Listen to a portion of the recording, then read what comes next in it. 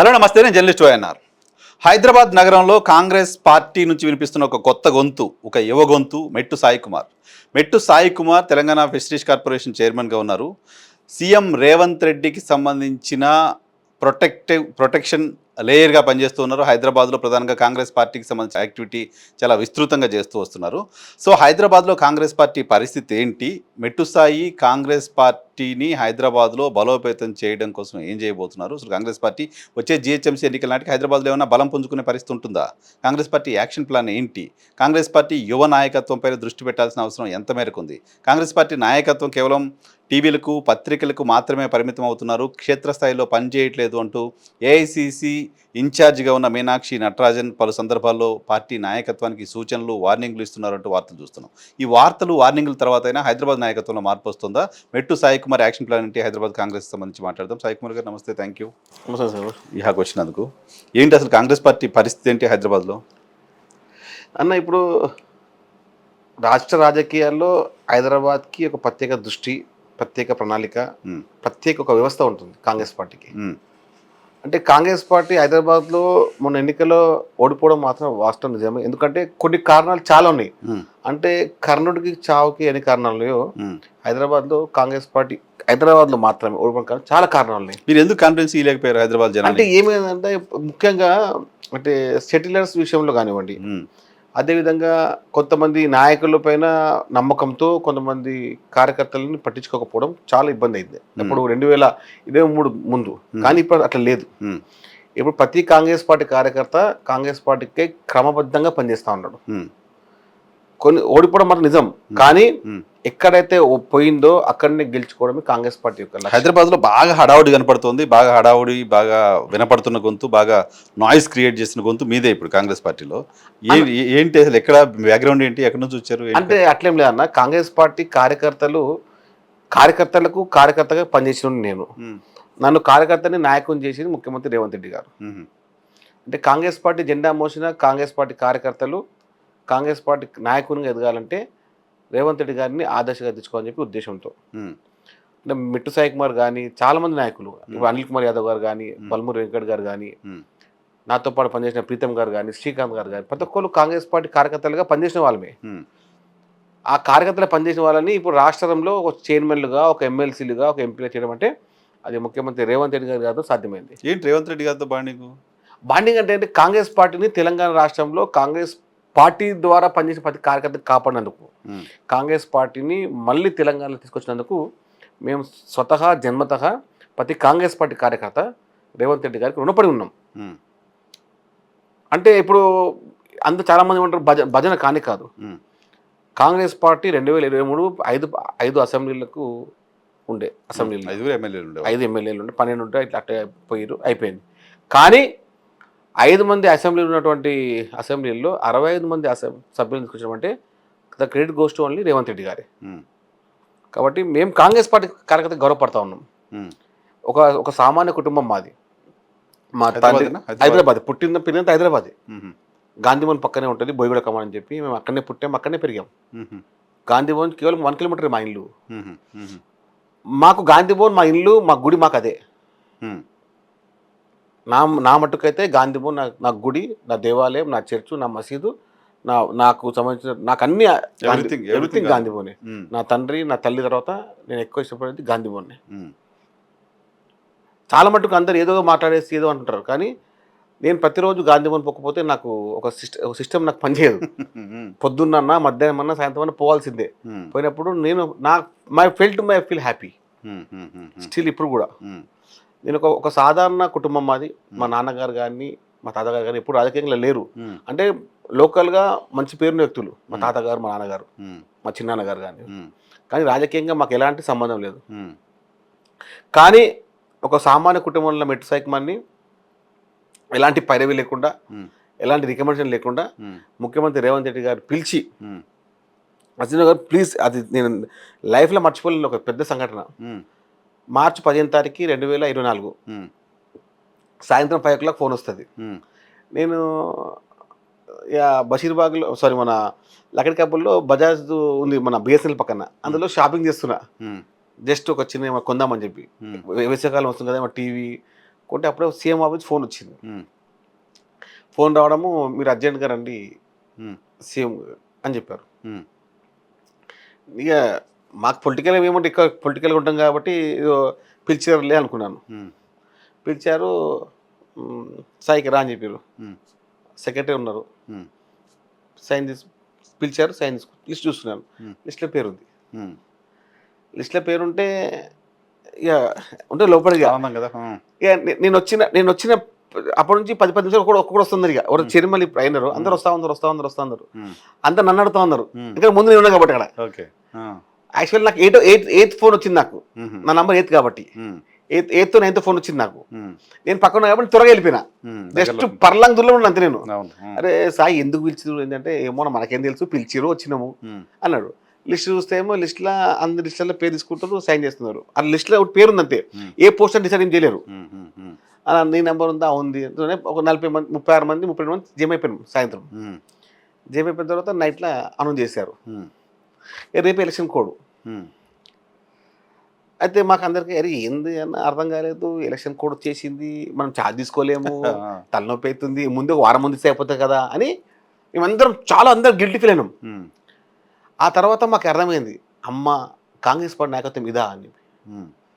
అంటే ఒక స్టేండింగ్ పీరియడ్ లాగా మమ్మల్ని పొలిటికల్గా మెడ్ చేసి, మమ్మల్ని ప్రిపేర్ చేసి, ఒక 3 నెలలు మీరు చైర్మన్లుగా మీరు వ్యవహారం చేయండి అని జూలై 8 తారీఖు మళ్ళీ ఆర్డర్ ఇచ్చారు మాకు. ఓకే. అంటే ఈ 3 నెలలు మాకు ప్రిపరేషన్ లాగా. అంటే ఎన్నికల్లో విధానం అంటే మేము ఒక 10 నిమిషాలు అనుకున్నాం, అరే ఒక దినం ముందు ఇస్తే మేము ఛార్జ్ తీసుకుంటాం కదా, ఎలక్షన్ కూడా వచ్చేసింది కదా, ఎట్లా కదా అని చెప్పి ఒకటే అందరం పెద్ద పెద్ద క్వశ్చన్ వేసుకున్నాం మాకు మేమే, అరే ఎట్లా అట్లా చెప్పి. కానీ హ్యాట్స్ ఆఫ్ కాంగ్రెస్ పార్టీ ముఖ్యమంత్రి రేవంత్ రెడ్డి, హ్యాట్స్ ఆఫ్. అలాంటి నాయకత్వానికి కింద మనం పనిచేసినందుకు ఒక్కోసారి అనిపిస్తుంది, అమ్మయ్యా ఆయన టేక్ కేర్ చేస్తాడు అంతా, మన పరిస్థితి ఆయన చూసుకుంటాడు అని చెప్పి. మీరు అడగల నాకు ఏదో పదవి కావాలన్నా నేను అడగలేదు ఎవరు. తర్వాత అంటే కాంగ్రెస్ పార్టీ ఎవరు జెండా మోసిర్రో ఆయనకు బాగా తెలుసు. మెట్టిసాగమ కష్టపడినా లేదా, ప్రీతం కష్టపడినా లేదా, శ్రీకాంత్ కష్టపడినా లేదా, వెంకట్ ఏం చేసిండు, అనిల్ ఏం చేసిండు, ఇంకా మిగతా నాయకులు చాలా మంది ఏం చేసినారు ఆయనకు స్పష్టంగా తెలుసు. కాబట్టి ఆయన ముఖ్యమంత్రి అయినారు. ప్రతి కాంగ్రెస్ పార్టీ కార్యకర్త ఆయన అన్నాడు, నలుగురు బాగు కోసం ఉన్న వ్యక్తి ఎప్పుడు 4 కాళ్ళ పాటు చల్లగా ఉంటాడు. కరెక్టే. కానీ మీరు చాలా మందికి వార్నింగ్లు ఇస్తూ ఉంటారు ఏంటి, అసలు మీరు ఏంటి బ్యాక్గ్రౌండ్ ఏంటి? హరీష్ రావుకి వార్నింగ్ ఇవ్వడం చూస్తుంటా, కేటీఆర్కి వార్నింగ్ ఇవ్వడం చూస్తుంటా, బండి సంజయ్కి వార్నింగ్ ఇవ్వడం చూస్తా, బీజేపీ ఆఫీస్ మీదకి పోతుంటారు, ఏంటది? అంటే లేదు అన్న, నేను ఏమంటున్నా అంటే వాళ్ళ స్థాయి తగ్గట్టు మాట్లాడితే మేము మా స్థాయి తగ్గట్టు మాట్లాడుతూ ఉంటాం. వాళ్ళు కూర్చొని ప్రతిసారి పొద్దున్న లేవగానే ముఖ్యమంత్రి గారిని తిరుగుతూ ఉంటారు. ఎందుకు తిడతారన్నా? పొద్దున్న లేవగానే ముఖ్యమంత్రినే కదా, ముఖ్యమంత్రి గారిని తిట్టడం ఏం అవసరం వచ్చింది? అంటే ముఖ్యమంత్రి గారు తిడితే కానీ వాళ్ళు పేపర్లు రాలి ఫొటోస్ వాళ్ళవి, పబ్లిక్ వాళ్ళని గుర్తుపడని చెప్పి. 10 ఏళ్ళు మీ మామగారు మీ నాన్నగారు ముఖ్యమంత్రిగా ఉన్నప్పుడు ఈ క్వశ్చన్ ఆయనకి ఎందుకు వేయలేదు? రుణమాఫీ విషయంలో కానివ్వండి, మేము రుణమాఫీ మేము చేసామని చెప్తున్నాం, చేసాము కూడా చేస్తాం. అరే మేము ప్రతి విషయంలో ప్రజల సంక్షేమం గురించి పనిచేస్తూ ఉంటే ఎక్కడ కాంగ్రెస్ పార్టీకి పేరు వస్తుంది, ఎక్కడ ముఖ్యమంత్రి రేవంత్ రెడ్డి గారి పేరు వస్తుంది, ఎక్కడ ఆయనకు 10 సంవత్సరాలు సీఎంగా ఉంటారని చెప్పి పొద్దున్న లోగానే పచ్చి అబద్ధాలు టీవీల ముందు, వాళ్ళ పేపర్ల ముందు, యూట్యూబ్ల ముందు మాట్లాడితే మేము చూసుకు ఊరుకుంటాం వల్ల. మీరు జర్నలిజం పైన మాకు ఎప్పుడు లేదు, కానీ ఆ పేరు చెప్పుకొని కొంతమందితో వాళ్ళు చేస్తున్నారు కదా, అది చాలా తప్పని చెప్తున్నాను. మీకు రైట్స్ ఉన్నాయి, తప్పుని తప్పుగా చెప్పండి. జర్నలిజానికి ఉన్నట్టు ముఖ్య ప్రాథమిక హక్కు, ప్రాథమిక వ్యవస్థ అదే. కానీ ఆ ముసుగులో కొంతమంది కూర్చోబెట్టి ప్రతిరోజు అబద్ధాలు చెప్పడం తప్పంటున్నాను. అబద్ధాలు ప్రచారం చేయొద్దు. మీరు చేయండి, మా తప్పును వేలు చూపండి, మమ్మల్ని ప్రశ్నించండి, మేము సిద్ధంగా ఉన్నాం, ముఖ్యమంత్రి రేవంత్ రెడ్డి గారు సిద్ధంగా ఉన్నారు తీసుకోనికి. కానీ ముఖ్యమంత్రి రేవంత్ రెడ్డి గారే తప్పు, ముఖ్యమంత్రి రేవంత్ రెడ్డి గారు తప్పు చేస్తున్నారు అని ప్రతిరోజు చెప్పడం అంటే అంటే ప్రతిరోజు మీరు ఒక అబద్ధాన్ని నిజం చేయడానికి ఎంత ప్రయత్నిస్తారు? ప్రతిపక్షాలు ప్రశ్నిస్తే కదా, ప్రశ్నించడం వేరు, అబద్ధం వేరు. అసలు ప్రశ్నించడం వేరు, దానికి క్లారిఫై చేయడం ఓకే, వార్నింగ్లు ఇవ్వడం, ఆఫీస్ మీద పోవడం లేదు. ఆఫీస్ నేను అట్లట్లేను, వార్నింగ్ కాదు నేను చెప్తున్నాను, నేను కూడా వారికి అర్థమయ్యే భాషలు చెప్తున్నాను. నేను కూడా వారు పొద్దున్న లోగానే మీరు మొగాడైతే ముఖ్యమంత్రి మొగాడు కాబట్టి మీ నాయన దించి కూర్చోటి పక్కన కింద. నేను చెప్పదు ఆ మాట చెప్పాలిగా, ఆయన మొగాడు కాబట్టే మీ నాయన ముఖ్యమంత్రి సీట్ని జరిపేసి ఆయన కూర్చున్నాడు, ప్రజల పక్షం ద్వారా ప్రజల చేతి ఎన్నుకోబడి. ఏదో ఇదేమన్నా తండ్రి చచ్చిపోతే సీట్ కొడుకు ఏమన్నా ఇది గవర్నమెంట్ జాబ్ ఏమన్నా? ఆయనకేముందంటే మా నాయన లేడు కాబట్టి మా ఆయన తర్వాత నేను కూర్చోడానికి ఆయనకుండే. కేటీఆర్కి ఏముంది పొద్దున్నలో ఒకటే లొల్లి, మా నాయన తర్వాత ఏ అయితే గీతే నేనే కావాలి సీఎం, అమాంతం ముఖ్యమంత్రి రేవంత్ రెడ్డి అయిందని చెప్పి పొద్దున్నలోనే అక్కసు కడుపు మంట, ఇక ప్రతిరోజు ఇక లేనిపోని పంచాయతీలు ఇంట్లో కూర్చొని. మీకు మీకు అంత శక్తి సామర్థ్యం ఉంటే ఫస్ట్ మీ నాన్నకి సంలాంచండి. మీ నాన్న ఆ పదవి నాకు ఇవ్వమని చెప్పి, ఏ పదవి లేదు కదా పదవి, ఇంకా ప్రతిపక్ష పదవి నాకు ఇవ్వమని అడగండి. పార్టీ పదవి నీకు అది కొట్లాడుకోండి. లే ముఖ్యమంత్రి కావాలి, ముఖ్యమంత్రి కావాలంటే ప్రజలకు నేను ఫస్ట్ ఎన్నుకోవాలి. నేను చెప్తున్నా నరసింహన్న, మీరు పెద్ద మాట కాదు, రేపు ఇదే కేటీఆర్ ఇదే హరీష్ రావు రేపు వచ్చే ఎన్నికల్లో ఓడిపోతున్నారు, రాసుకోండి. చాలా ఎగ్జాజరేషన్ కాదు, బయట అసలు ఇప్పుడు ఎలక్షన్ పెడితే మేము గెలిచేస్తాం అన్నట్టు మాట్లాడుతున్నారు కదా. ఇదే సిరిసిల్ల ఇదే సిద్దిపేట శాసనసభ్యులు కేటీఆర్ హరీష్ రావు రేపు వచ్చే ఎన్నికల్లో 2028 ఎన్నికల్లో మాజీలు కావడం ఖాయం. ఏంటి మీ ప్లాన్ వాళ్ళని ఓడించడానికి? 100% ఓడిపోతారు వాళ్ళు. ఎట్లా 100% ఓడిపోతారు. గవర్నమెంట్ రాజకీయ వ్యూహం అనేది చెప్పరు. 100 సీట్లు వస్తాయని చెప్తున్నారు. రాజకీయ వ్యూహం అని చెప్పరు. రాజకీయ వ్యూహం అంటేనే చేసి చూపిస్తారు. వాళ్ళిద్దరిని ఓడించడానికి కాంగ్రెస్ పార్టీ ప్రణాళికలు వేస్తుంది. ప్రణాళిక వేసింది, ప్రజల తిరస్కరిస్తున్న వాళ్ళని. ఈ S1 S2 ఏంటి S1 S2? సిరిసిల్ల సిద్దిపేట, సిరిసిల్ల సిద్దిపేట ఈ S1 S2 ఇద్దరు రేపు తాజా మాజీలు కావడం ఖాయం. వాళ్ళిద్దరూ రాజకీయాల్లోకి వచ్చిన తర్వాత ఇప్పటివరకు ఓడిపోలా. 4 సార్లు 5 సార్లు కేటీఆర్ గారు గెలిచారు, 7 సార్లు హరీష్ గారు గెలిచారు. నేనేమంటున్నా అదే కదా, రాజశేఖర రెడ్డి వాళ్ళ అహంకారమే వాళ్ళని ఓడగొడుతుంది. అహంకారం అనే మాట మీరు ఎప్పుడు మాట్లాడుతూనే ఉన్నారు, ఎప్పుడు ఓడిపోలేదు కదా వాళ్ళు. సరే రాజశేఖర రెడ్డి ప్రయత్నం చేసి ఓడించలేకపోయారు, చంద్రబాబు నాయుడు ప్రయత్నం చేసి ఓడించలేకపోయారు, మీరు 2 సార్లు ప్రయత్నం చేసి ఓడించలేకపోయారు. సరే ఇప్పుడు ఇంకెలా ఓడిపోతారు? సరే మీరు చెప్పిన పాటండి.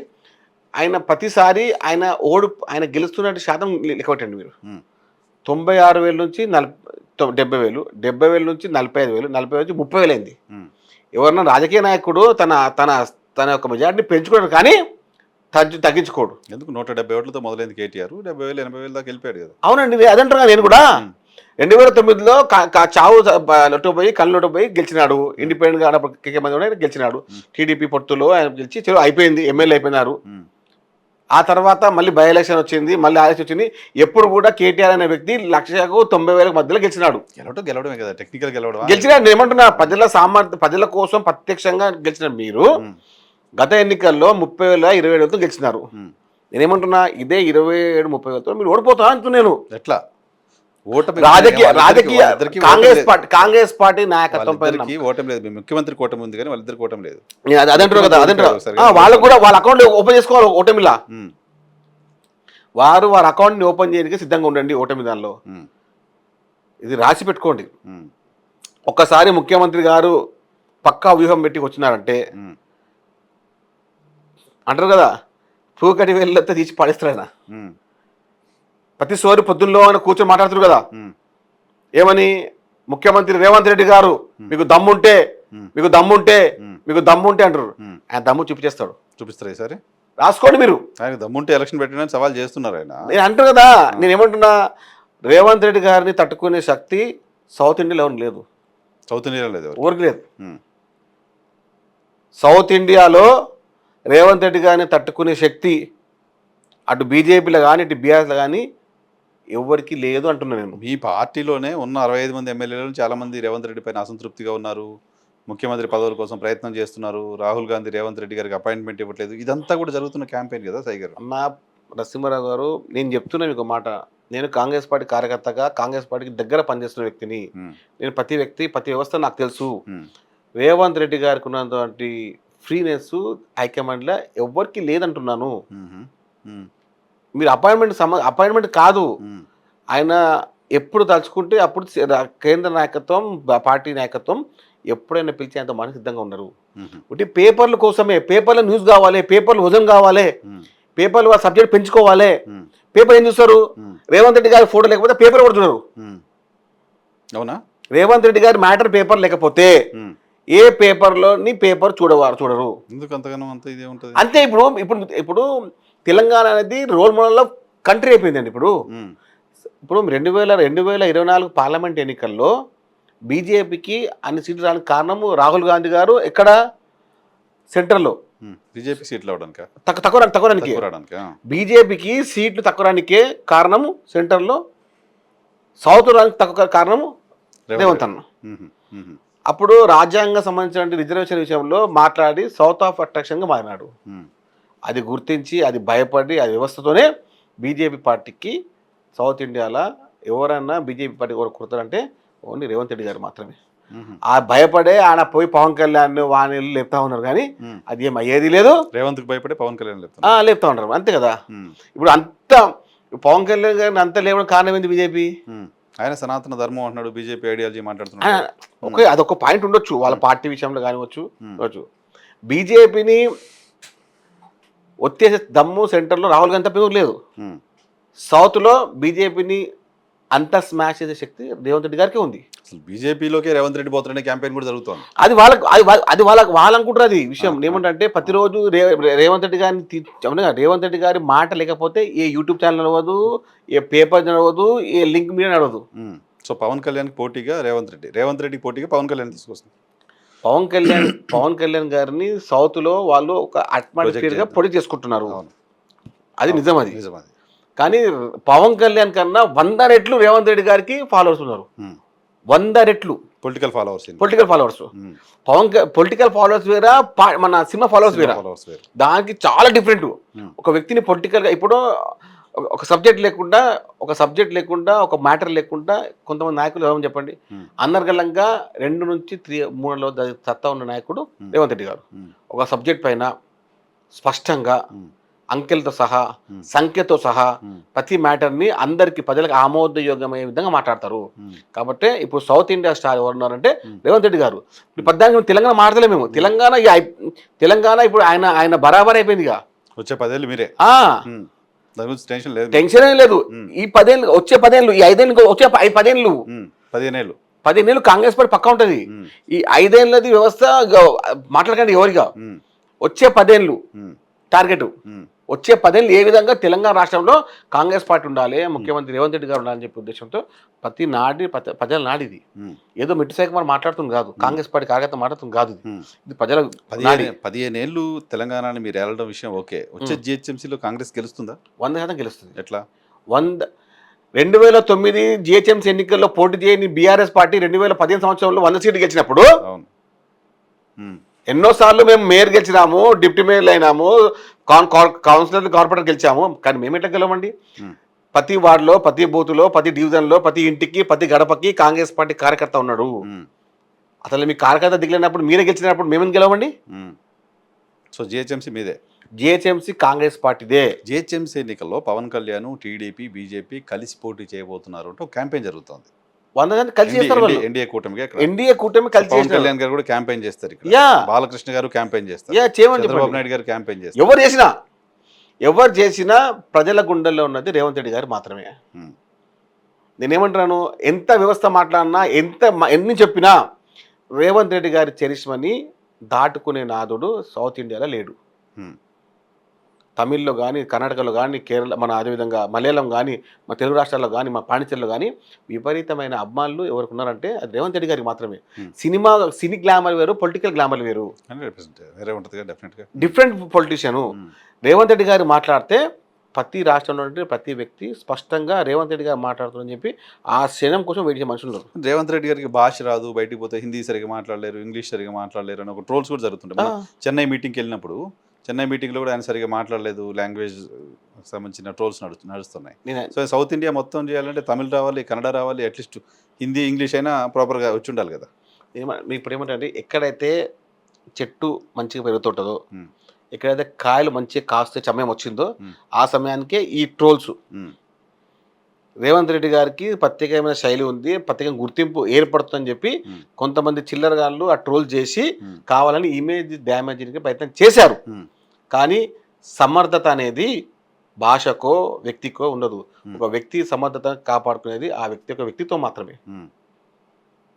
ఆ సమర్థత ఉన్న వ్యక్తి తెలంగాణ నుంచి రేవంత్ రెడ్డి గారు కావడము, ఆ సౌత్ ఇండియాలో 5 రాష్ట్రాల్లో ఆయనకు ప్రత్యేక శైలి ఉండడము, ప్రత్యేక గుర్తింపు ఉండడము, అది మన అదృష్టంగా భావిస్తున్నాం మేము. రేవంత్ రెడ్డి గారి గురించి మాట్లాడి మనం కన్నడగా మాట్లాడినా మంచి గుర్తింపు ఉంటుంది. తమిళనాడు పోయినా అరే రేవంత్ రెడ్డి గారు అంటే సీఎం గారు, ఆ గుర్తింపు రావడం అంటే చాలా చాలా అదృష్టం ఉంటుంది. అప్పుడు ఎన్టీఆర్, అప్పుడు అంత వైఎస్ఆర్, ఇప్పుడు రేవంత్ రెడ్డి గారు. తెలుగు రాష్ట్రాలకి. తెలుగు రాష్ట్రాల్లో ఈ 3 పేర్లు ఎప్పుడు చెరిగిపోలేనివి, ఎప్పుడు మరవలేనివి. ఇది నిజం అండి. ఓకే. ఏదో మనం మాట్లాడతాం మనం కాదు. రేవంత్ రెడ్డి గారి గురించి మాట్లాడే యొక్క నైతిక విలువలు బీఆర్ఎస్ పార్టీలో ఏ ఒక్కరు కూడా లేవు. స్థాయి లేదంటున్నారు కదా మీరు. అసలు రేవంత్ రెడ్డి గురించి మాట్లాడే స్థాయి లేదంటున్నారు కదా. విలువ కూడా లేదు వాళ్ళకు. విలువ కూడా లేదు. స్థాయి వచ్చినప్పుడు విలువ పెరుగుతుందిగా. ఆ విలువ లేకుండా మనుషులు వాళ్ళ పొద్దున్నలోగానే మీకు ఏమిటండి, పొద్దున్నలోగానే మనం ఏం చేయాలి? వెంకటేశ్వర స్వామి పేరు, ఆ శివుని పేరు తీసుకోవాలి. కల్లకుంట్ల కుటుంబం గారు పొద్దున్నలోగానే రేవంత్ రెడ్డి గారు, రేవంత్ రెడ్డి గారే, రేవంత్ రెడ్డి గారే, ఈ 3 పేర్లే వాళ్ళకి. రేవంత్ రెడ్డి భయపెడుతుండ వాళ్ళని. భయపెట్టుడు కాదు, వాళ్ళకి ఏంటంటే ప్రతిరోజు కళ్ళకు వస్తున్నాడు పొద్దున్నలోగానే. ఆయన నామస్వరమే ఆడ. సరే, బీసీ కులగణన అంశం కాంగ్రెస్ పార్టీ తెలంగాణలో టేకప్ చేసింది. నో డౌట్ చేసిన వాటిలో సైంటిఫిక్గా బీసీ కులగణన చేసిందని మాలాంటి వాళ్ళని కూడా మాట్లాడాం. బీసీ కులగణన కాంగ్రెస్ పార్టీ చేయడం. సో కేంద్రంలో భారతీయ జనతా పార్టీ దాన్ని మేము దేశవ్యాప్తంగా చేస్తూ ఉంటూ డెసిషన్ తీసుకోవడం అనేది కాంగ్రెస్ పార్టీకి నష్టమా లాభమా? కాంగ్రెస్ పార్టీ వేసిన ఒక పునాదిని దేశం ఆచరిస్తుందని చెప్పి, తెలంగాణ పార్టీ పునాదిని దేశం ఆచరిస్తుందని చెప్పి చాలా గౌరవపడుతున్నాం. ఇందులో బీసీ కులగణన జనగణన చేయడం అంటే మా యొక్క వ్యవస్థను, అంటే మా కుటుంబ సభ్యుల యొక్క పూర్తి వివరాలని రేపు ప్రత్యక్షంగా మా భవిష్యత్తు కాపాడుకునే విధంగా రాహుల్ గాంధీ గారు చేసినటువంటి ఈ దారి అందరికీ మార్గదర్శనం అయిందంటే చాలా చాలా చాలా గౌరవపడుతున్నాం ఈ విషయంలో. మార్కులు ఎవరికి వస్తున్నాయి కాదు, మేలు ఎవరికి అవుతుంది. మేలు ఎవరికి అవుతుంది? మా సంపన్న వర్గాలకు అవుతుంది. సంపన్న వర్గాలు ఎక్కడ, సంపన్న వర్గాలు ఎక్కడ ఉన్నాయి? 1931లో ఎక్కడో బ్రిటిష్ సామాజిక కాలంలో అప్పుడు జనగణన కులగణన అయిందన్నారు. 95 సంవత్సరాల నుంచి ఎలాంటి పట్టించుకున్న ఆధారం లేకపోతే రాహుల్ గాంధీ గారు కన్యాకుమారి నుంచి కాశ్మీర్ ఆపాదిస్తున్న సమయంలో ఈ కులగణన చేయాలి, ఈ విషయంలో నేను మీ కాంగ్రెస్ పార్టీ ముందని చెప్పారు. చాలామంది పార్లమెంట్లో మాట్లాడు, కులం గురించి తెలియని, కులం లేని వ్యక్తి కులం గురించి మాట్లాడుతున్నా అన్నారు. కులం లేని వ్యక్తి రాహుల్ గాంధీ కులం గురించి మాట్లాడుతున్నా అన్నప్పుడు ఆ కులం లేని వ్యక్తి ఏమన్నాడంటే, నన్ను మీరు దూషించినా పర్లేదు, నన్ను తిట్టినా పర్లేదు, నన్ను ఏమైనా పర్లేదు, కిస్ని ఉత్కి ఆబాది ఉత్ని ఉత్తి భాగీదారి, సంఖ్య ఎంత ఉందో వాళ్ళకంతా పంచాల్సిందే, వాళ్ళకంతా ఇవ్వాల్సిందే. మీరు నన్ను ఎన్ననండి పార్లమెంట్లో, నేను పడతాను. దేశ ప్రజల కోసం, కులగణన చేసే కోసం మీరు ఎన్ని మాట్లాడినా, ఎన్ని తిట్లు తిట్టినా నేను పడతాను, కానీ జనగణన కులగణన చేయాల్సిందని చెప్పి వారిని బీజేపీ నాయకత్వం ఒప్పుకునే విధంగా చేయాల్సి వచ్చే విధంగా చేశాడంటే రాహుల్ గాంధీ గారి హ్యాట్స్ ఆఫ్. వచ్చి 29 ఎన్నికలకి కాంగ్రెస్ పార్టీకి ఒక ఎజెండా, కులగణన అనేది ఎజెండాగా పోతుంది అనుకున్నాం. సో ఇప్పుడు కాంగ్రెస్ పార్టీకి ఎజెండా లేకుండా చేసేసింది బీజేపీ. అట్లే ఉండదండి. ఇప్పుడు కులగణన చేసేసారు, ఇప్పుడు నెక్స్ట్ ఎలక్షన్ మీరు మాట్లాడడానికి ఎజెండా లేదు. ఇప్పుడు కులగణన చేయాలి. ఎజెండా అనేది ఇప్పుడు ప్రత్యక్షంగా పరోక్షంగా వారు చేసే విధి విధానం తెలుస్తుంది కదా. ఇప్పుడు వాళ్ళు అనౌన్స్ చేసేసారు. ఇప్పుడు తెలంగాణ రాష్ట్రం అనౌన్స్ చేసింది, నిర్వహించింది, ప్రత్యక్షంగా ప్రతిష్టంగా నిర్వహించి విజయవంతం చేసింది. అది మా సమర్థత. ఇప్పుడు దేశవ్యాప్తంగా బీజేపీ చేయాల్సిందే అని చెప్పి పట్టుబట్టాము. చేస్తారా లేదా తెలుస్తుంది. ఇప్పుడు ఇది ఎన్నికల స్టంటా, బీహార్ ఎన్నికల స్టంటా, ఇంకే స్టంటా తెలుస్తుంది. కేంద్రం ఆమోదించింది, కానీ అయ్యే వరకు, అందరికీ న్యాయం చేసేంత వరకు మేము ప్రత్యక్షంగా పరోక్షంగా మేము పోరాటం చేస్తూనే ఉంటాము. మీ పార్టీకి సంబంధించిన ఎమ్మెల్సీ తీర్మార్ మల్లన్ లాంటి వాళ్ళు బీసీ కులగణన తెలంగాణ రాష్ట్రం చేసిన విధానాన్ని తప్పుపడుతూ ఉన్నారు. ఆ పేపర్లను కాల్ చేశారు, పార్టీ ఆయన సస్పెండ్ చేసింది. సో వాళ్ళు సపరేట్గా బీసీ వాదం పేరుతో జనాల్లోకి వెళ్తున్నారు తెలంగాణలో. డ్యామేజ్ కాదు మీకు అది? ఇప్పుడు నేను ఏమంటున్నాను నరసింహ గారు, బీసీ నాయకత్వాన్ని ఎవరో ఒక వ్యక్తి మా గురించి మాట్లాడి మేమే నాయకులం అని చెప్పుకునే స్థితిలో బీసీ నాయకత్వం లేదు. వేరు ఆ టీవీల ముందు కూర్చొని ఏదో 4 మాటలు మాట్లాడేసి ముఖ్యమంత్రి గారు తిట్టేసి కాంగ్రెస్ పార్టీ పేపర్ కాల్ చేస్తే అంటే బీసీల యొక్క నాయకత్వాన్ని మీకు సహించకుండా ఉన్నారా? కాంగ్రెస్ పార్టీలో బీసీ నాయకత్వం లేదా? కాంగ్రెస్ పార్టీ బీసీ నాయకత్వం గురించి మాట్లాడేంత స్థాయి మీకు ఎక్కడిది? కాంగ్రెస్ పార్టీ మీకు బీఫామ్ ఇచ్చినప్పుడు మీకు గెలిపించింది కాంగ్రెస్ పార్టీ కదా. ఒక వర్గాన్ని మీరు టార్గెట్ చేసి అందరు బీసీల యొక్క నాయకత్వాన్ని మీరు బలహీనపరచడం చేయలేదా? చెప్పండి. ఎవరి మెప్పు కోసం? బీజేపీ మెప్పు కోసమా, లేకపోతే బీఆర్ఎస్ మెప్పు కోసమా? చెప్పండి. ఎందుకు వాళ్ళ మెప్పు కోసం? 100% మీరు ఇప్పుడు ఎందుకు కలసి వచ్చింది? ఎవరిని? కేటీఆర్ని. రాజకీయ పార్టీగా అందరినీ కలిసి ఇప్పుడు చేసేది ఎవరు? కాంగ్రెస్ పార్టీ కులగణన చేస్తుంది కదా, ముఖ్యమంత్రి గారు కలవాలి కదా, అందరం కలుస్తలేడు ఎందుకు? నిజం అపాయింట్మెంట్ కాదు, అందులో అబద్ధాలు ఎక్కువ, నిజం తక్కువ ఉందని మల్లన్న మాట్లాడే మాటలు. మల్లన్న మాట్లాడే ప్రతి మాటలో అబద్ధమే ఎక్కువ ఉంటుంది, నిజం తక్కువ ఉంటుంది. అటువంటి అతనికి మీరు తీసుకొచ్చి పార్టీలో అది చేర్చుకుని సస్పెండ్ పార్టీ చేస్తాం కదా ప్రచార కమిటీ ఇచ్చి ఆయన ఎమ్మెల్సీని ఎందుకు చేశారు? మేము. ఎమ్మెల్సీ టికెట్ ఇప్పుడు ఎందుకు ఇచ్చారు? ఇప్పుడు తిరుమల మేము ఇప్పుడు టికెట్ ఉమ్. 2010 ఇచ్చినాం టికెట్ మేము. అప్పటికి తీర్మానం వేరే, ఇప్పుడు తీర్మానం 2015లో తిరుమల అనే వ్యక్తి ఎవరు తెలియనప్పుడే కాంగ్రెస్ పార్టీ బీఫామ్ ఇచ్చి మేము ఎన్నికల్లో పోటీ చేయించినాం. మళ్ళీ ఆయన పార్టీ వెళ్ళిపోయి మళ్ళీ ఇండిపెండెంట్ పోటీ చేసినాడు. మళ్ళీ బీఆర్ఎస్ పోయి మళ్ళీ బీజేపీకి వచ్చినాడు. బీఆర్ఎస్ పోలేదులే, బీజేపీ బీజేపీకి పోయిండు. మళ్ళీ కాంగ్రెస్కి వచ్చినాడు. కాంగ్రెస్ పార్టీ మీద బీసీ నాయకత్వం కాంగ్రెస్ పార్టీ నమ్మి లాస్ట్ టైం ఇండిపెండెంట్ పోటీ చేసిండు తిరుమల. ఈసారి పోటీ చేస్తే బాగుంటుంది అని చెప్పి మేము అంటే బీసీ నాయకత్వం అందరం ఏకతాటిపై నిల్చొని టికెట్ ఇవ్వడం జరిగింది. ముఖ్యమంత్రి గారికి చాలా మంది వద్దన్నారు కూడా, వద్దు మళ్ళీ అని చెప్పి. అయినా కానీ అధిష్టానాన్ని ఒప్పించి మీకు ఎమ్మెల్సీ టికెట్ ఇవ్వడం జరిగింది. అంటే రేవంత్ రెడ్డి గారు ఎక్కడ బీసీ నాయకత్వాన్ని ఇబ్బంది పెట్టింది చెప్పండి? బీసీ నాయకత్వం పెంపని చెప్పి తిరుమలలో బీసీ అని చెప్పి ఇచ్చాం కదా. ఆడే మాకు నాయకులు లేకనా బీసీ నాయకులు నల్గొండలా? మళ్ళీ కాకపోతే ఆ సీట్ మీరు గెలిచేదే కాదు అని కదా. అట్లా ఉండదు అది. ఒకసారి వ్యవస్థలో వచ్చిన తర్వాత గెలిచాం అనేది కనపడ్డు. మేము గెలకపోవచ్చు కానీ మళ్ళీ గెలుస్తున్నా ఎందుకు గెలకపోతే మళ్ళీ లాస్ట్ టైం లే కాదండి. మేము గెలకపోతే మళ్ళీ గెలుస్తున్నా అట్లా. ఇప్పుడు మల్లన్న అనే వ్యక్తిని కేవలం 25% మాత్రమే గుర్తించారు. కాంగ్రెస్ పార్టీ దాన్ని 75% గుర్తించి 100% ఆయనకి ఎమ్మెల్యే చేయడం జరిగింది. Right, all the best. తొందరగా మీరు అధ్యక్ష అనాలని కోరుకుంటున్నా. Thank you. Young generation BC leadership ఎదగాలి హైదరాబాద్ లాంటి నగరం. ముందు నుంచి కూడా బీసీ లీడర్షిప్ ఎక్కువగా ఉన్న నగరం హైదరాబాద్లో. బీసీ లీడర్షిప్ ఎక్కువ లేదు ఏ పార్టీలో. మాకు పీజీఆర్ గారు మాకు ఒక రోల్ మోడల్ గారైనా, విఆర్ మంత్రావు గారైనా, వీళ్ళంతా ఇక్కడ వాళ్ళే కదా హైదరాబాద్. పీజీఆర్ మాకు ఎక్కువ అంటే పీజీఆర్ గారి లాంటి నాయకత్వాన్ని మేము కోరుకుంటాం. కాంగ్రెస్ పార్టీకి అవసరం ఇప్పుడు అటువంటి నాయకత్వం. ఆయన నాయకత్వంలో మేము పనిచేసాం, ఆయన చూసాం కాబట్టి ఆయనలాగా కావాలని మేము కోరుకుంటాం. హైదరాబాద్ నగరంలో పీజీఆర్ గారికి ప్రత్యేక శైలి ఉంది. ఆ శైలిని మేము అంటే కదా ఏకల శిష్యులుగా చూసుకున్నాం కాబట్టి ఆయన నాయకత్వంలో పనిచేసిన ప్రతి కార్యకర్త కూడా కాంగ్రెస్ పార్టీ కార్యకర్తగా పనిచేస్తారు చాలా మటుకు. కాబట్టి మేము కూడా హైదరాబాద్ నగరంలో మరో పీజీఆర్గా ఎదగాలని మా కోరిక. ఎందుకంటే పీజీఆర్ అనే వ్యక్తి ప్రతి ఇంట్లో ప్రతి గుడిసెలో ఉన్న వ్యక్తి. ఫోటోలు ఉంటాయి ఇప్పటికీ ఇప్పుడు. కాబట్టి కాంగ్రెస్ పార్టీ జెండాని పట్టుకొని కాంగ్రెస్ పార్టీ నాయకత్వాన్ని పెంపొందించిన పీజీఆర్ గారు లాగానే హైదరాబాద్ నగరంలో మాకు ప్రత్యేక శైలి రావాలని కోరుకుంటున్నామండి. దానికి మీ సహకారం కావాలి. డెఫినెట్గా. All the best. Thank you. ఇది సాయి కుమార్ గారితో స్పెషల్ ఇంటర్వ్యూ.